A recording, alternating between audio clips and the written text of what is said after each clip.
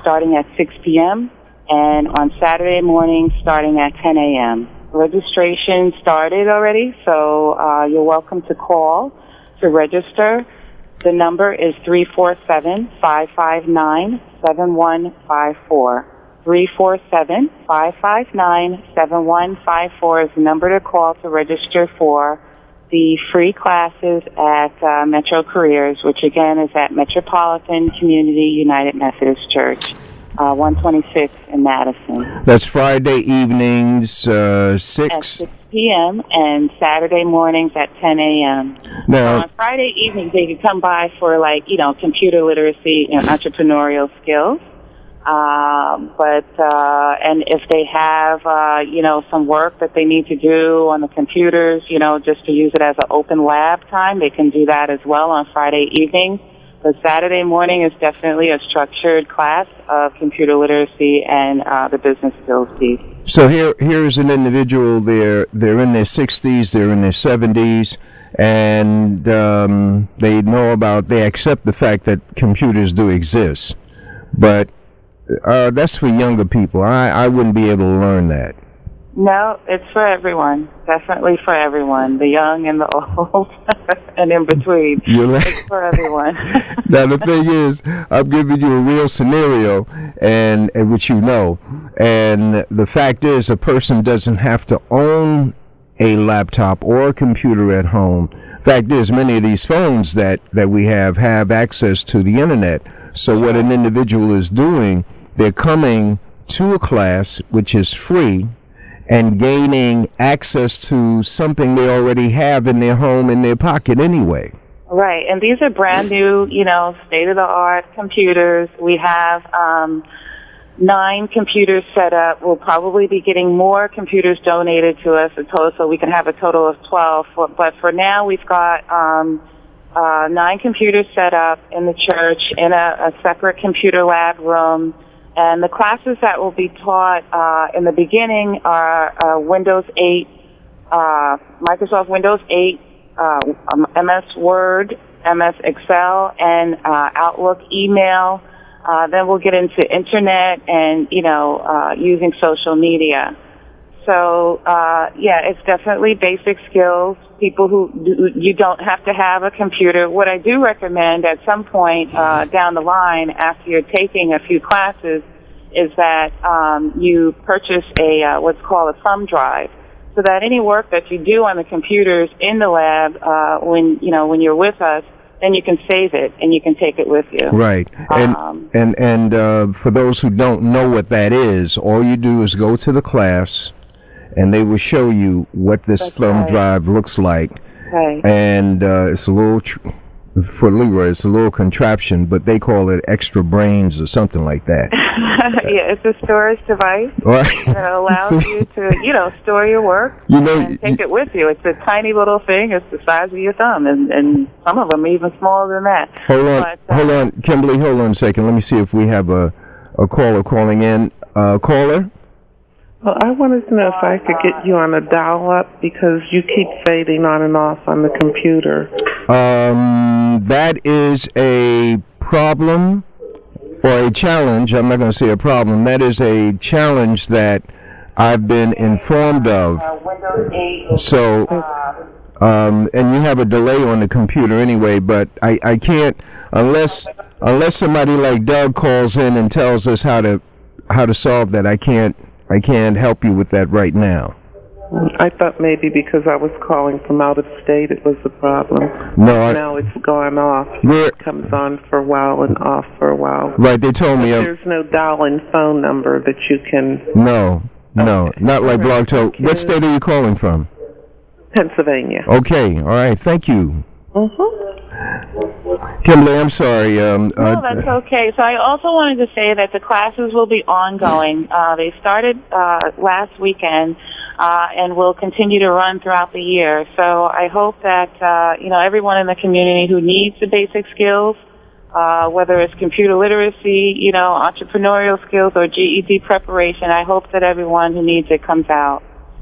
And Sister Mary Jefferson, did you have a question? Okay, Sister Mary Jefferson here in the studio co-hosting with Brother Leroy this morning. Please, Kimberly, give the telephone number once again. It's 347-559-7154. Fridays at 6, Saturday mornings at 10 a.m. It is free to the community. Come there with one of your young people, and they can assist in the instruction of, you. But do not be afraid, audience. Do not be afraid of the computer. It's there for us to gain access to more knowledge. That's the key thing. It's not a plaything. It's more knowledge for us. Okay? Sister Kimberly, thank you very much of Metropolitan. Let me get the right, because they got about 1,000 metropolitan churches up here, right? It's Metropolitan Community United Methodist. Okay, United Methodist. God bless you, my sister, and thank you for... God bless you, too. Thank you so much for your support. All right, peace. And ladies and gentlemen, thank you always for tuning in to WHCR. One sister we have in Pennsylvania, and there are others around the country who listen to the station for the gospel music. I call it authentic gospel music that Sister Mary Jefferson plays. Sister Tina Dixon, she plays contemporary gospel music. you get up and shout and dance. Well, you shout and dance to any gospel music. Let's see if we have our next guest online. God bless you on the Black Ear. Hi, this is Dr. Ramona Brackett. Sister Ramona Brockett is on the line. Ladies and gentlemen, it just happens that we have a constitutional professor. She's a professor of constitutional law, etc., at a major university in Maryland. And just before we bring her on, we do have this forum that's coming up this Thursday, constitutional law. It's going to deal with constitutional law and black people, what's happening in that regards here in America at this current time, things that we need to know. There will be various lawyers and scholars here present. It's a free event, and it's in the North Academic Center building. And we invite all of the listening audience of WHCR, those of you who are actively active, not just callers who call potatoes. You call up and you just go back to sleep after a program is over. No, this is an opportunity for you to come out and rub shoulders and exchange ideas and views with scholars and get understanding so that you operate from a first-hand position in terms of I know as opposed to I think, barbershop talk, beauty parlor talk, etc. It's Thursday, 6 p.m., in the North Academic Center building. That's on the downtown side of Convent Avenue at 138th Street. You come into the building, has a sloping entrance, and you turn immediately to your right. You'll pass a bookstore. You keep going down the corridor, and you'll come into the ballroom at City College.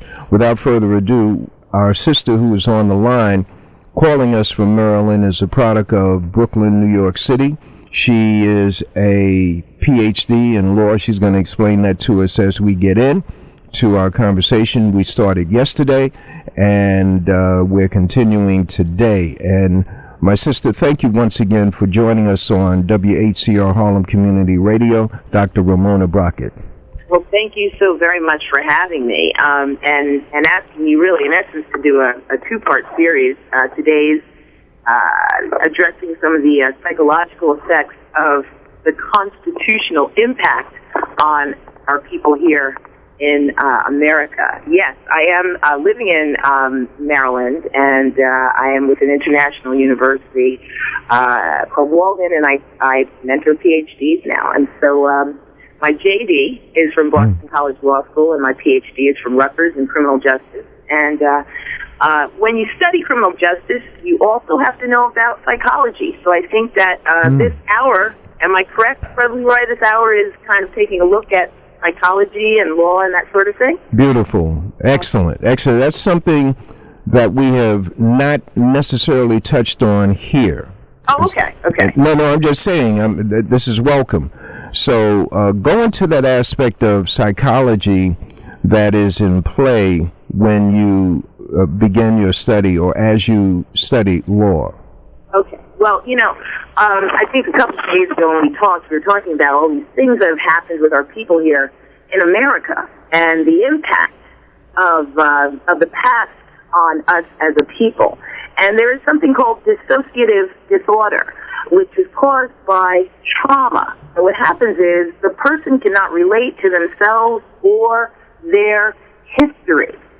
And my thought, my theory, is that I would say the late baby boomers into Generation X are most affected by this, and that's why we don't see an outpouring of what we used to see maybe 30 years ago, rage or upset when a decision like the one was made in June regarding voting rights. It's almost like we're quiet. And I have been wondering why.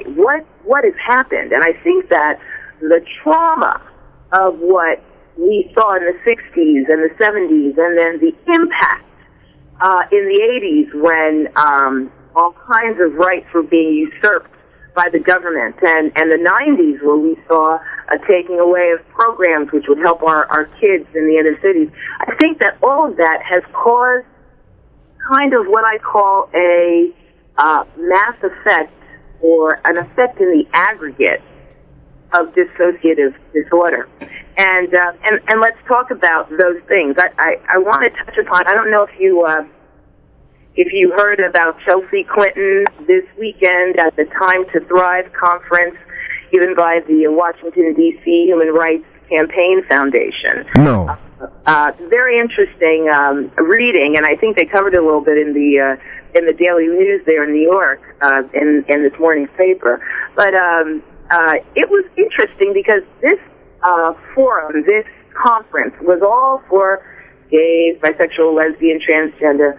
And I found some of her words to be quite interesting. Again, we're talking about what's happened, the effect of trauma on people of color, specifically African Americans, who went through Jim Crow, who went through the marches, who went through Brown versus Board of Education, who looked forward to the greater society that never emerged. Okay? She talks to this particular constituency about the unfinished business of the 21st century, and that is getting equal rights for gays in marriage, And she went on to, and nothing's wrong with that, don't get me wrong. I think that is everyone has their right to the piece of pie in America. Absolutely. But she began to talk about something. She said the premise and the promise of our country. And talking about the fact that, or speaking on this idea that the country owes this particular constituency something for their, let's say, badge of indicia, for what they are, having been gay, needing to be married, having gay rights. Okay? And then she continues to say that they should march forward, and that inertia is not an option. Found her words to be very interesting. The what is not an option? Inertia. In other words, okay. Bring up in her inertia, and you can't stop. Once you start, you just keep going. You keep plunging, so you don't stop. Yeah, go ahead. I find those words to be interesting, because if we look at the struggle with those people, our people who were enslaved in this country, came out of slavery, fought for voting rights, fought for rights to work, live, etc. Everywhere along the way, it seems that we had to ask for inertia. We had to ask for the right to keep going. Okay? My example is the signing of the Voting Rights Act. And you can tell I'm really quite upset about the Voting Rights Act. But the Voting Rights Act. At one point, we see Johnson turn around and look at Martin Luther King, and we think there's a conversation going on there that's quite, promising for our people. And later, we find out that there was a big discussion between Martin Luther King and Johnson concerning the signing of the act, which would have to be signed every so many years in order for our people to vote. And at the time, Johnson said, hey, by 1982, when we have to sign this off, everyone in the country will be on board and everyone will want everyone to vote. Okay, but for right now, let's just make this an act, sign it off, and move on down the road. Well, in 1982, Ronald Reagan signed that act for another 25 years, which led to 2007, and that act was signed again by, George W. Bush, and then add 25 years to that, and we're in 2032. It seems to me, I don't know, you tell me what you think, Brother Leeward, but it seems to me that somehow others who are in a similar struggle are allowed the right not to stop, but to march forward and move on. And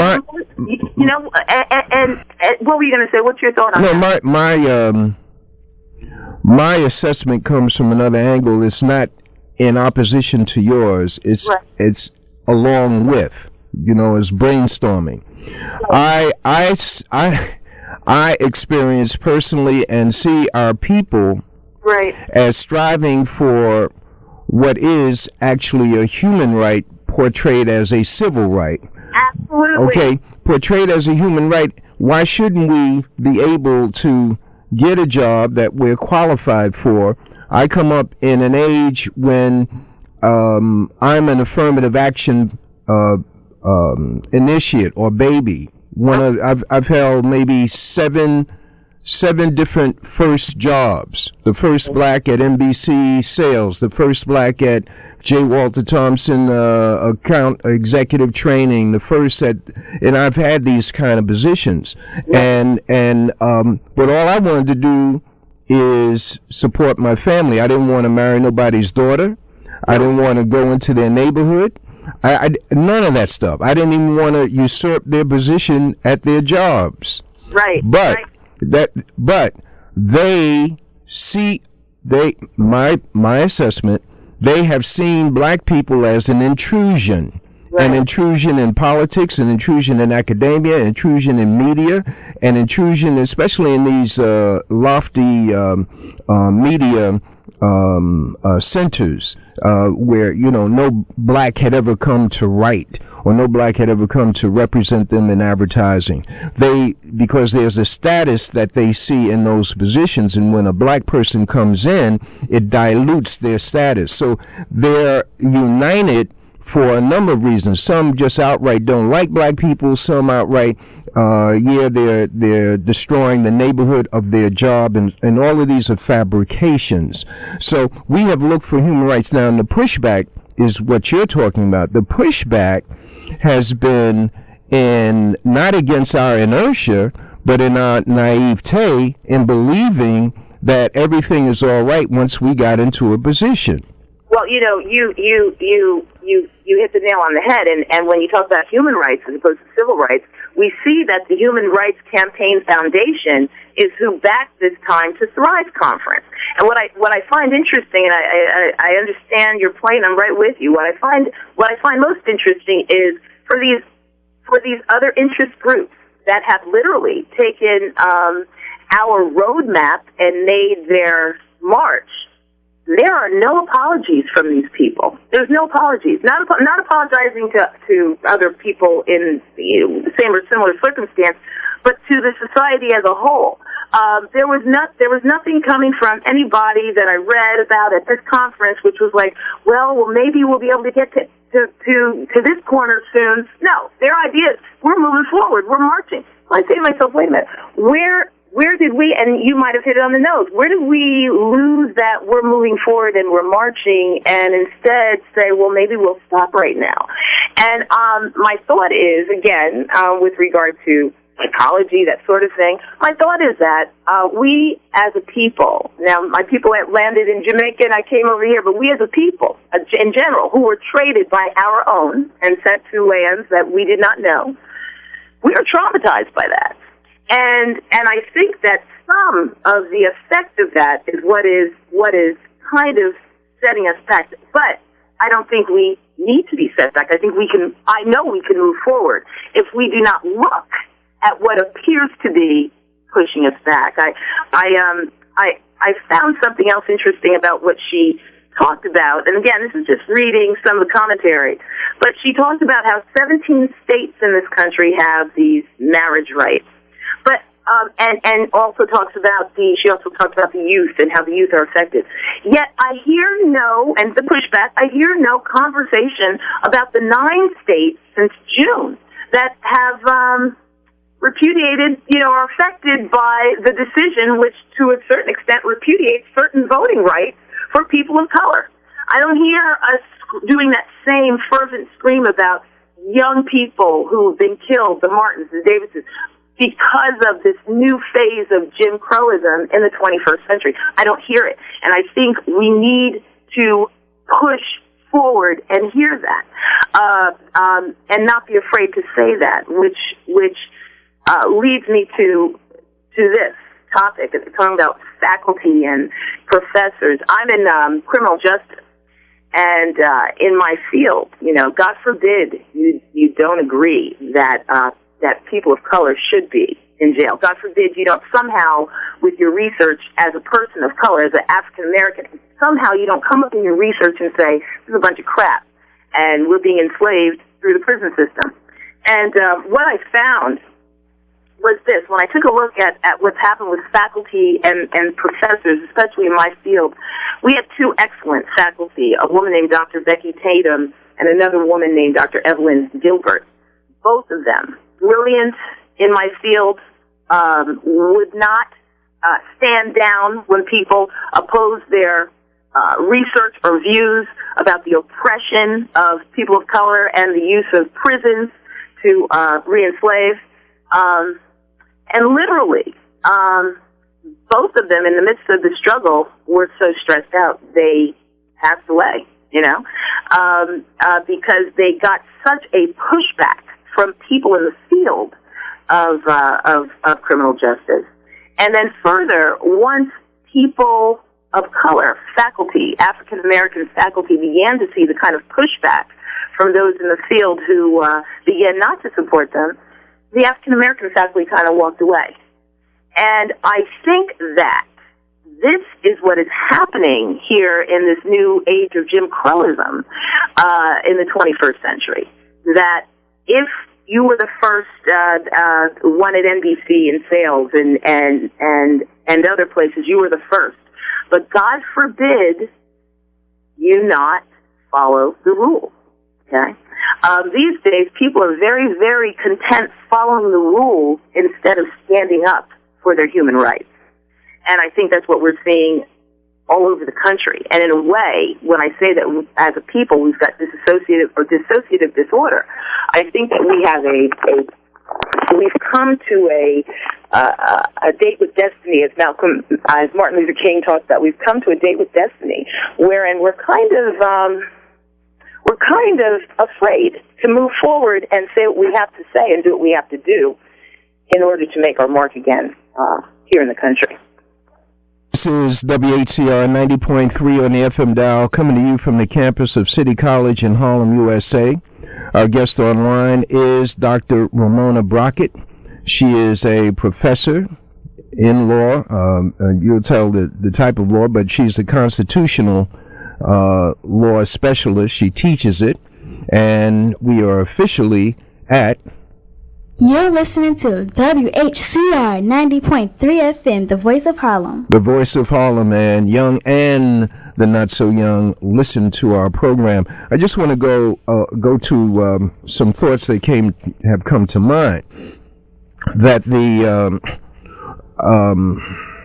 when you look at the inertia part, yeah, okay, in the 60s and 70s. And coming a little bit into the 80s, and then peaking again in 1995. You had black consciousness. Yeah. There was a black conscious movement in America. It always has been, but it was most prominent in the 60s and 70s, and that provided an umbrella which allowed black leadership to build a core movement in whatever sector they were in. They had a commonality. Black people saw a commonality. Also, it was the commonality of ancestry, was also fueled by the brutality that we would see perpetrated in Los Angeles, in Newark, in New York, and in different boroughs. And with Rodney King. The Rodney King. See, these are things that, hey man, they doing it to all of us. Because when you saw it happen to Rodney King, your cousin told you it happened to him in Brooklyn. Exactly. And the sister, there's a famous, a couple of famous sisters, Vanette, a sister out in Brooklyn, can't remember her name. She was beat up at a West Indian Day parade. And she was a media person, right? They beat her bad. But the point is that you no longer have this broad umbrella of black consciousness, and that these are separate conversations, but the elements are very, very important. This umbrella of black consciousness, when I say it peaked in 1995, that's the Million Man March. Right. All of these things have brought about counterattacks from the opposition, but the counterattacks have been covert. They haven't been overt. And one of the elements, if we stop for a moment and look at the thing in Texas, the boys who were accused, either Texas or Alabama, accused of beating up a Caucasian. The boy was a football player. The Jenna 6, that took on a national element and brought black people together. Trayvon, another, bringing black people together, and also Jordan Davis is bringing black people together in terms of a consciousness. But we have what another, either yourself or another guest of ours said, we have now among us black leadership who have been co-opted into being race managers. That's right. They managed to divert us from total consciousness, and they on point every day at the national, state, and local level. Absolutely. I mean, again, born in Brooklyn, man. We speak out. I'm here in Maryland, below the Mason-Dixon line, and there are many things that have happened in this state, and I think I may have mentioned it the other day when I was on the program, but I'm mentioning it on every single program I go on.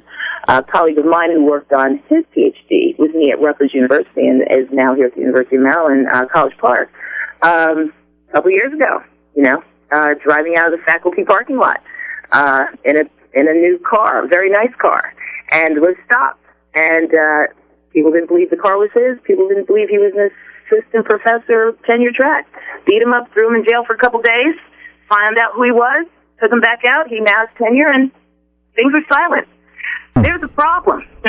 There's a problem. The whole country should have known about this. This is a guy who's brilliant. UVA undergrad, Rutgers PhD. Brilliant. Excellent research. Getting silenced by tenure, which sends to... Yes, what were you saying? No, I'm just... You see, the concepts that are dropped by black people or so piercing. It's no different than, quote, the slang of 24/7. You said silenced by tenure. I think that's your phrase. Right. And that is true. They're silenced by tenure. Right. They're scared. They're scared when they come in, and they're scared when they leave. And then when they leave, the individuals who have been over them intimidated by their intelligence. And that's a very key thing that black professionals do not understand. They really don't understand that their intelligence traumatizes the other people, because there's this thing called cognitive dissonance. Cognitive dissonance, absolutely. The intelligence of Ramona Brockett. How does this Negro they use? How does she know so much? Right. How dare she? And what's even worse is not only when it's feared by those we expect to fear us, but by those we expect to embrace us. When they are also, our people go and essentially scream, "Our house is burning," and they too walk away from the struggle because they don't want those who they think in their minds are over their tenure, over their economics, over their ability to have a house, over their human rights. These people of color, you and I, those people of color who also go along with those who speak to oppress. That is mind-blowing to me, because it's like, wait a minute, when I spoke to this particular professor about what had happened, I said, well, what was the reaction that we have all these people in Maryland who are supposed to be so conscious? What was the reaction? Silence. Why? Because it was silenced. Why? Because those people who are of color, African descent, who could have spoken up, were too afraid to speak up, silenced by tenure, silenced by economics. But you shouldn't be silenced by anything if it is a basic human right. It is your basic human right to live. It is your basic human right to somehow enjoy living in this world. And if that means getting a PhD and being of color, well, then that's one of your basic human rights. It shouldn't be usurped because you're driving a brand new Lexus, Mercedes, whatever, out of the faculty parking lot, and a cop on campus doesn't think that it's your car or that you're a tenure-track professor, and that, they can throw you in jail. There's a problem when there is silence coming from us. Okay, I'm a product of the 60s and 70s. I'm a product of standing up for what you believe in. I'm a product for standing up for my human rights as a person of African descent in this world. And it seems that in the second decade of the 21st century, we are more silent about our human rights than we were when we were first brought here in slave ships. And it takes on the title from the movie, Silence of the Lambs. Absolutely. And and we cannot afford, see, there's this other element. We cannot afford to be silent on anything today. Yeah. And this is not just Brother Leroy saying this. We are in very, very, very, very deep trouble when we look at our young children who are being mislabeled or dislabeled as hyperactive, right, and put on a drug. They're giving little babies drugs saying that they're bipolar, and parents going along with that because they don't know any better, or because they're offered extra money on an SSI or whatever kind of check they get. Right. So they may have 5 children on a drug and getting money from all of them, and spending them on Uggs and other garbage, and right, thinking that they're getting over while they are perpetrating, they're taking part in the perpetration of genocide and menticide on our babies, and this is happening coast to coast. Sister Ramona, we want to get to the audience, and all we're doing is really surface scratching. I want you to go to what would be a remedy for disassociative, the trauma. Dissociative disorder or trauma. Yeah. Well, I think that some of the remedy is, first of all, the first thing we have to recognize is that this is what we're suffering from, and then we need to get over it and move forward. I think that although Chelsea Clinton's words were for another group who she feels deserve human rights, and they do, just as we do. But I think that we need to stop apologizing and move forward. I know in my own field, so many of us who speak out against atrocities done by the penal system have been silenced in one way or another. And we cannot be afraid. The one way to get over, you can never get over trauma. You can never get over trauma. Something happens. But you can face it. You can face your fear. And right now, I think there's something else going on which causes us to have trauma in the aggregate, and that's the economic system. Everyone in the country is suffering, but we are suffering the most. When we look at our unemployment numbers, and then we correlate those numbers with our incarceration numbers, and then we correlate those numbers with our education levels, we see that we're in dire straits. And what we have to do is wake up to that reality and push forward. Often these people that are on SSI and say, okay, well, I'll put my kid on this pill or that pill, they're doing it because that's how they survive. Okay? And unfortunately, we haven't addressed the survival issue. We could have in the early let's say 2000s, when all the money was being given to pastors and churches to improve neighborhoods, etc.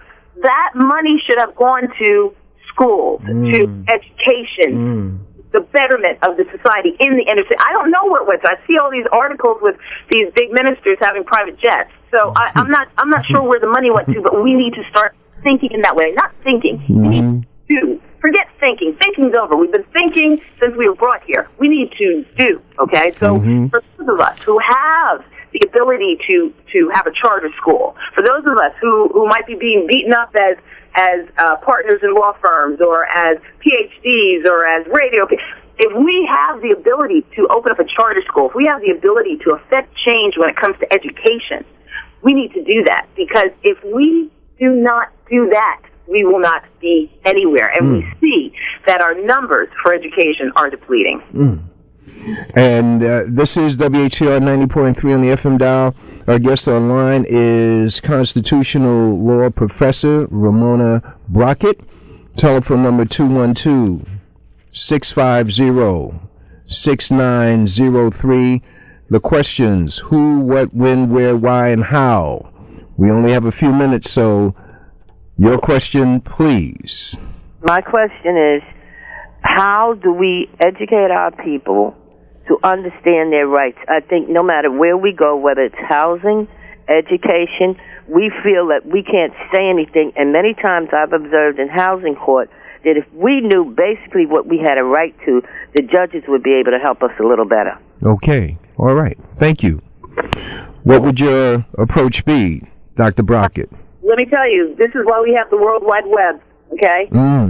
This is why we have, and it's interesting, she said, and I'm glad the sister said it, she said, we're silent. Why are we silent?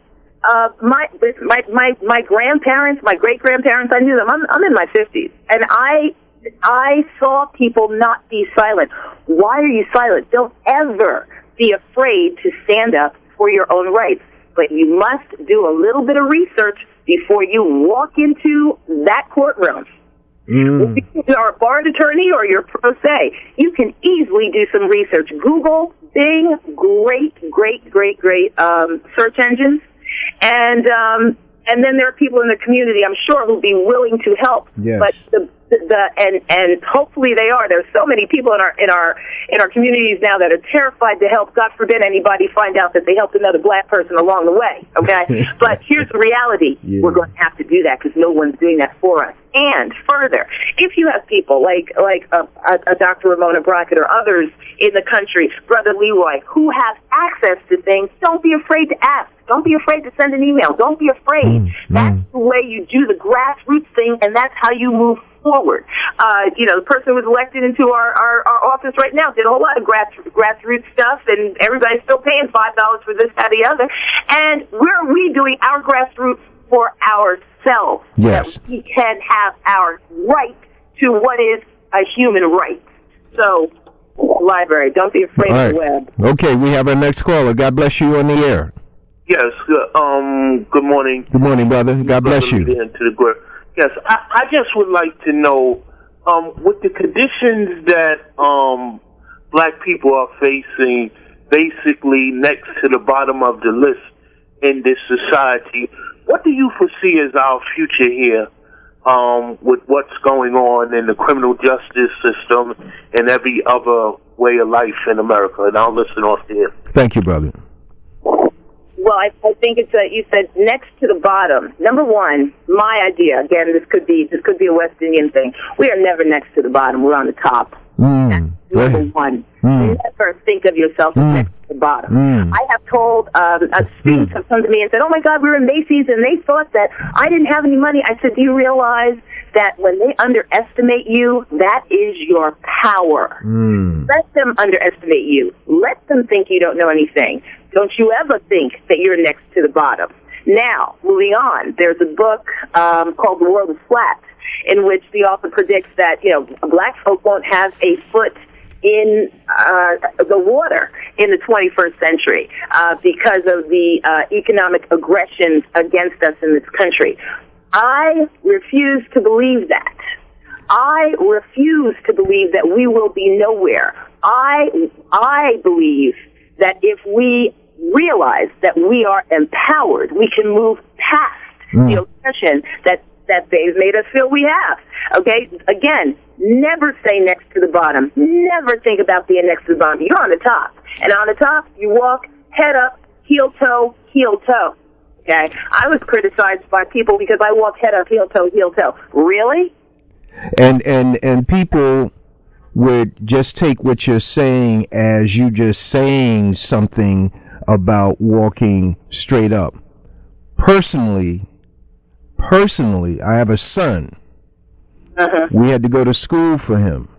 Okay. Because he was selling cookies in the school, and they thought he was selling drugs, but when they found out that he was selling cookies, they stopped him from selling cookies because someone might get sick. This was at Rice High School here in Harlem. Now, so my wife and I were sitting with the principal and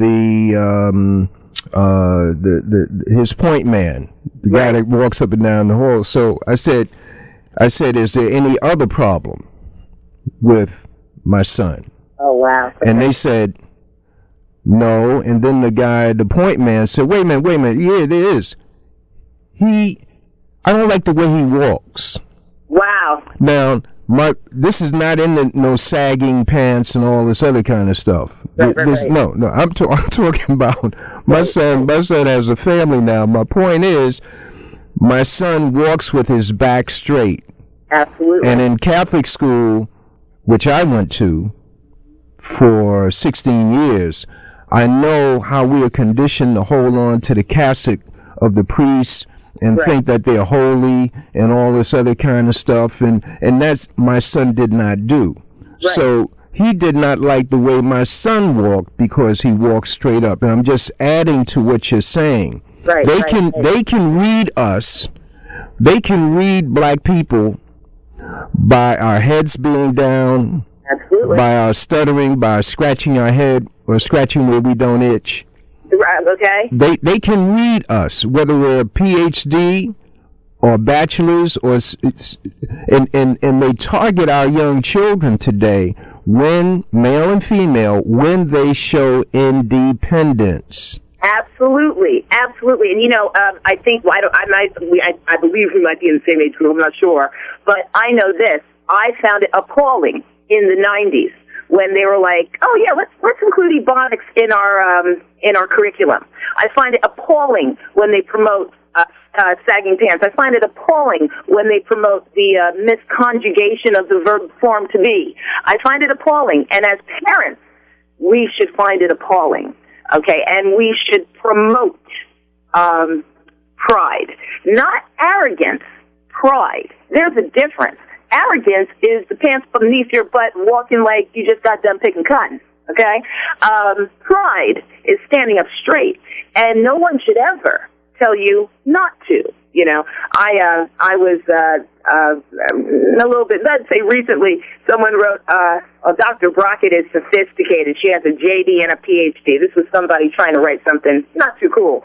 And I said actually to the judge, I said, well, what does that mean? What does sophisticated mean? Does it mean I don't know my place? Is that what it means here below the Mason-Dixon line? So, the whole notion of uppity, okay, has been now translated into you're arrogant. No one was uppity. No one was arrogant. People had pride. And we need to find it again and not lose it. Dr. Brockett, what's the name of that book that you mentioned, forecasting blacks not being in a survival mode? The World is Flat. I do not have the author in front of me. Oh, okay. The World is Flat. Google it. It's a fantastic read. It talks about where America's headed financially, calling us that we will either be feuds or lords. Take your pick. And you can actually see a separation in our society right now. You see that too with the not reissuing unemployment. You see a very, very interesting thing and pattern happening in this society where it's dichotomous. You either have or you have not. Dichotomous means what? It's either A or B. It's either one or two. You either have or you don't have. It's either yes or no. It's dichotomous. It's one or the other. And we're headed toward a society where we either have or we don't have. And then we see with Macy's, and you know, none of the leaders really did anything about that either, but we'll leave that one alone. Or it was Macy's where these kids went to shop. When they do have, you then confront, how dare you have? How dare you actually be able to use your own money to purchase? We would rather, in essence, the flip side of that message is, we would rather see you commit crime because that's what you're supposed to do to get that $500 belt, as opposed to work hard and get the $500 belt. What's even more fascinating about that is, it's a capitalistic society. Ramona said, Dr. Brockett, hold on. The phone's off the hook here. This is not a 1-2 interview. This is a whole series. People don't hear intelligent black women on radio. They do not hear intelligent black talking women on radio, especially in New York. So when they hear that, they say, wait a minute, let me get some of this. So our caller's on the line. God bless you. I just wanted to add 2 more books. Okay. The Choice by Yvette.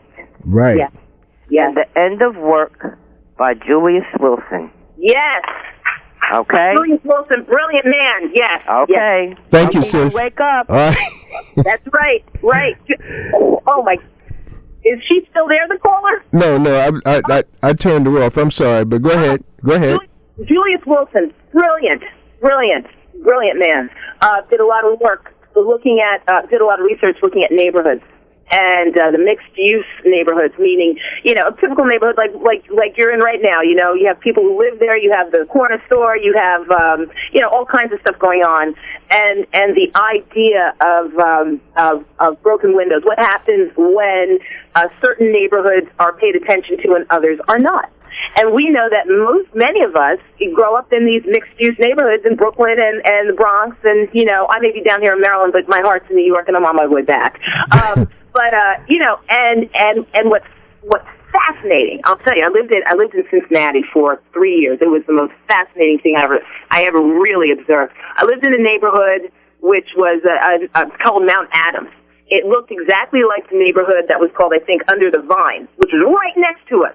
Same kind of old houses, same streets, same everything. Oh, the Vine, man, the curbs were broken up. The grass was never mowed. The houses were decrepit. But over in the next neighborhood, everything that looked the same was perfect. Why? Because of where our taxes were going. Fascinating. Lived in Brooklyn till I was 4. Parents moved out to Jersey. I lived in Morris County. My cousins in Brooklyn. All right, and we were in school at the same time, same age, same things going on. But everything from discipline to what we were exposed to was so different. And that's the first time I said, listen, I got to go into criminal justice. 7 boys from my little town went to some man's house, wealthy guy, and messed up like 7 of his antique cars. Messed them up, you know, threw rocks at them, broke windows, the whole 9 yards. They got 30 days of public service. At almost the exact same weekend. Now, this is back in 1975. I'm really dating myself. Same weekend. I don't know if it was Brooklyn or Queens, another group of boys went and took a rug out of a Greek Orthodox church, and it was all over ABC, NBC, and CBS. And WPIX, which I don't think exists anymore. It was crazy. And I said to myself, my God, if this is not economic justice, I don't know what it is. No, what happened when they took the rug? You was talking West Indian style, so quick. No, I was not. Let me stop that. No. What happened was these boys ended up getting what they did made news. NBC, ABC, CBS, what was WOR, what was WPIX. I'm really dating myself. They were all over the story like white on rice, like all these 7 inner city kids went to a Greek Orthodox church and took a rug. Hey. And they were going to get all this, you know, punishment for them. Right. But yet, across the river in Morris County, New Jersey, almost the exact same weekend, back in 1975, 7 boys whose dads all worked on Wall Street totally demolished and garage with Model Ts in it, old Porsches. They got 30 days of community service. Dr. Ramona Brockett, I need you to leave two recommendations for our audience. One relating to our young children, one relating to us as adults in a position to do something. What are your recommendations as we conclude the second interview with you? Number one, do not be afraid to stand up, okay? And don't be afraid to support one another. I unfortunately, unlike Wendy Williams doesn't watch it, but I do watch the Atlanta Housewives, and it sickens me, really, because you have people who are not supporting one another. We have to stop that. If we do it, since we're doing it, what are we doing? We are whistling while we bring the master his food for dinner. We cannot do that anymore. We have to support one another. We have to understand the issues. We have to read. We have to not be afraid of reading. We have to not be afraid of standing up. And when we do that, we pay it forward because the next generation sees us stand up. I think many people in my age group were raised, didn't have a whole lot. They're making money now and they want their kids to have everything. But the reality is when their kids have everything, guess what? They become, what? Lazy. They become like, oh, well, I'm entitled to have this. I don't have to work. I'm entitled to have the G.I. Joe with the Kung Fu grip. In my age group, we had to work for the G.I. Joe with the Kung Fu grip. Don't be afraid to make your kids work. Don't be afraid to show them that you go through hard times and you work through hard times. Dr. Ramona, will make it. Dr. Ramona Brockett, we are at the black end. The black end of the day. Hey, listen, I want to thank you not only for being here, but having the energy that you have and teaching the young students, whomever they are coming through, they got to pick up your drive. And as Steve Biko said, the most potent weapon that the oppressor has is the mind of the oppressed. Absolutely. And this presentation that we've had this morning is aimed at freeing up the mind so that we can demonstrate what God has given us all, and that is a multiple talented brain matter. My God, may God continue to bless you and your family, and we will talk soon. Yes, thank you. And thank you, audience. Thank you, Brother Leroy. All right, bye-bye. Listen, ladies and gentlemen, remember Minister Farrakhan on NOI.org, and you have the opportunity of coming to this forum this coming weekend. Peace. You're listening to WHCR 90.3 FM, the voice of Harlem. WHCR 90.3 FM, New York.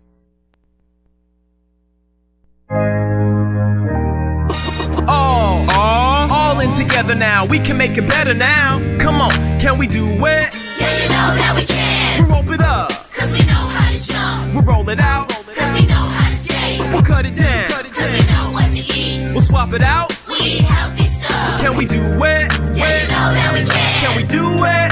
Yeah, you know that we can. Yeah, well come on. Today's a good day to grab your kids and hang out with them for an hour. Dance, walk, play a sport, or cook a healthy meal. Because just moving a little and eating better every day can help make you and your child healthier. Can we do it? Yeah, you know that we can. We'll ball it up, Cause we know how to hoop. we'll mess around, Cause we know how to play. we'll drop it down, Cause we know how to dance. we'll veg it up, Veg it night and day. Can we do it? Search We Can online to find doable tips and activities that you can use every day to keep you and your kids healthy. Remember, that's We Can.